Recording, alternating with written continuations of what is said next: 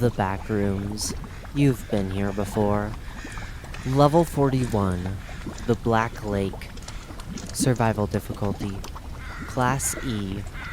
Unsecure, hostile environment, low entity count. Image caption. A dead-end platform that leads directly to Level 41's boiling tar pits. Description. Level 41 is a bubbling, oozing, and flaming asphalt tar pit surrounded by charcoal black deserts, held in a perpetual graying fog that masks most of the environment. Its tar, despite having been sitting in place for presumably hundreds, if not thousands of years. Footnote. If found data from both the Machina and the Lost are to be believed, end footnote, never loses any heat, nor does it ever lose any of its intense reactivity with the air. Acting as if it is fresh, the tar boils at a consistent 95 degrees Celsius. Footnote, 203 degrees Fahrenheit and 368 degrees Kelvin. End footnote. With this high temperature, coupled with the pungent and intoxicating fumes, this level is quick to intoxicate wanderers who arrive at this level. Elongated proximity to this tar can frequently lead to fainting, illness, or vomiting from any combination of these two effects. Furthermore, physical touch with this tar, even without direct skin contact, can cause burns and boils to quickly accumulate on one's flesh. Prolonged physical proximity, especially for any time over a second, can cause skin and flesh to melt, graft to other material, or even become fused with the surface layer of the tar itself. The depth of the tar itself is remarkably shallow, which allows for the geography of hot, charcoal-colored sands to periodically pierce through the surface of the tar and form small, patchy islands in various spread-out clusters. The sand of these landmasses are exponentially hot, and should not be stood on while stationary for long periods of time. Whilst these sands possess no other details save for the occasional animal bones or the dried and withered sticks of long-dead bushes, they are imperative for survival, as they are only one of two safe methods of traversing Level 41, the other of which being the piers. Image caption.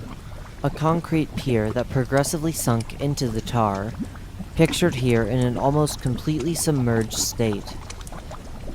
For a more safe way to travel across the tar pit, individuals can instead walk along the various bridges and piers that are raised above, or oftentimes sunken within, the tar. The supports of these bridges are made of concrete or metal, with a wooden construction that makes up the rest of the legs, as well as the walkway areas. These walkways do not connect to the islands directly, as the platforms are elevated to heights anywhere from 2 to 6 meters from ground level. Footnote. To circumvent this, one can use the crossbeams and supports in order to climb up to their higher ground. End footnote. Over time, some of the more dry wood in select boardwalks has caught fire from bubbles erupting within the tar, which has caused a vast amount of these platforms to catch fire and leave nothing but their concrete supporting beams. The sandy ground beneath the tar is often known to give way, akin to quicksand. This causes certain platforms to begin to sink into the tar until they are completely submerged, and, subsequently, burn when the wood reaches the tar's surface. Footnote. With the exception of the boardwalks that are entirely constructed of concrete, as their increased weight has caused the majority of these to sink below the tar. End footnote. These fires, albeit rarely, can spread to other wooden constructs in the level, occasionally creating mass fires within the level that can even spread across the entire surface layer of the tar. As a final note, other constructs that can appear submerged within the tar are as follows. Footnote. As with the piers, all of these listed structures are subject to sinking. End footnote. Telegraph poles, small power pylons, tiled roofs of what is presumed to be bungalows, metal rods, flat roofs of brick townhouses, and other anomalous objects. Footnote. These specifically pertain to the entrances and exits portion of this article. End footnote. Image caption. An array of burn supports practically sunken into the tar, along with telegraph poles and an isolated boardwalk platform.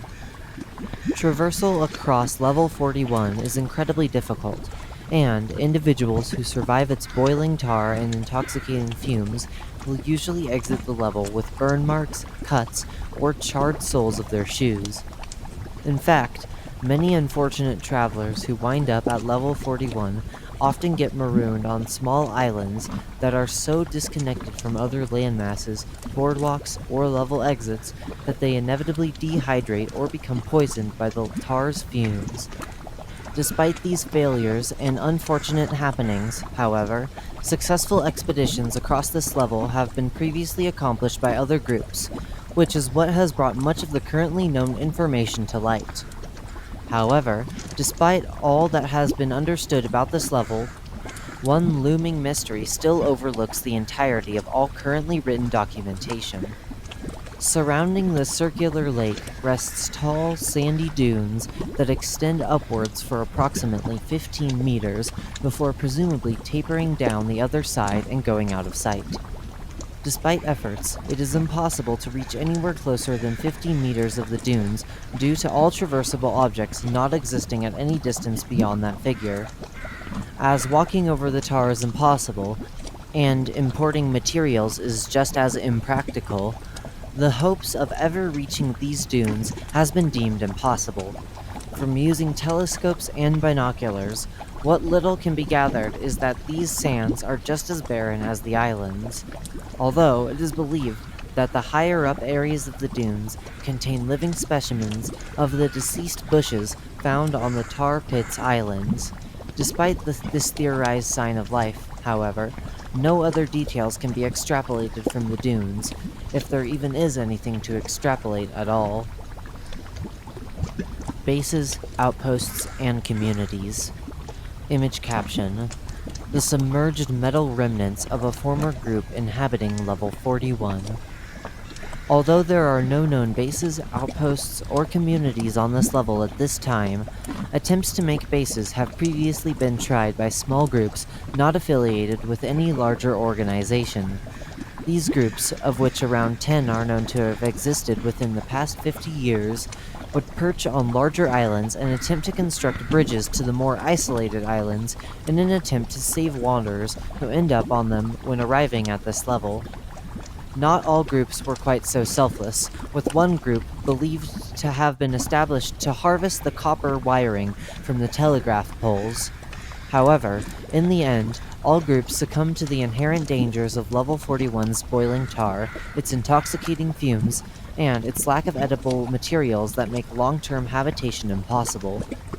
The remains of a select few of these groups still exist, although they easily blend in with the remains of the level's natural boardwalks and submerged structures. The Collagen leviathans. Image caption. A head of a collagen leviathan that came from level 41, held in one of level 222's display cases. Although a relatively rare species, level 41 is home to large eel-like entities that reside within the tar. These creatures lack any form of flesh, muscle, skin, or other organs, and simply resemble partially fossilized bones, which resemble an odd three-way cross between a snake, eel, and salmon, and can range anywhere from 7 to 20 feet in length. Most of their lives are spent deep within the tar, and are presumed to hibernate for extremely long periods of time within it. This hypothesis mainly stems from the fact that the tar very rarely has visible volume displacement, which would be something almost guaranteed to exist within it, given the tar's high viscosity, and the relatively small size of the tar pit itself. However, due to no groups having the tools necessary to record underneath the tar, the true behavior of the collagen leviathans when underneath the tar is not, and most likely never will be, known. When not hibernating, footnote, what brings the collagen leviathans out of hibernation is not known, end footnote. These creatures are known to suddenly burst out from within the tar, an effect which does create visible volume displacement, and dive similar to dolphins. Although this is seemingly done for seemingly no apparent reason, other than the possibility of needing to cool down from being submerged in the tar for so long, the entities are known to inadvertently shower the substances of the lake across the level whenever they perform these arcing dives, which has been known to maim wanderers and even burn piers. Despite lacking any bodily matter except a large, fossilized skeletal structure, these creatures are innately carnivorous and oftentimes hunt wanderers. Through unknown means, given their lack of organs, collagen leviathans are able to sense a wanderer's nearby presence whenever they are either at the edges of an island or on a pier. Upon gaining awareness of the wanderer's nearby presence, they will jump out of the lake, similar to their usual and passive dives, and will grab the wanderer or wanderers within their jaws and subsequently burrow back within the tar. It is unknown how, or even if, the collagen leviathans eat, nor if the hypothetical devouring is what kills its victims, or instead the smothering tar. In fact, what happens with the victims moments after abduction are a complete mystery to this very day, as any screams from the victims are immediately muffled upon submergence into the tar, and no victims had survived being snatched by a collagen leviathan to recount any horrors. Entrances and exits. Within Level 5's boiler rooms, tar can occasionally drip from the interconnected piping instead of almond water. Standing overhead, these dripping tars will teleport oneself to Level 41. Occasionally, Level 6's pitch-black walls may feel slimy and gooey instead of their usual, featureless, smooth texture. Getting too much of this substance on one's hands will trigger travel to this level. The location of these anomalous walls are not locked to one set location, and seem to move from area to area whenever a wall is located by a wanderer. Inside of Level 7's house, underneath the submerged carpet on the floor, is a crack in the floorboards filled with a half-tar, half-water substance. Interacting with this substance will bring one to Level 41.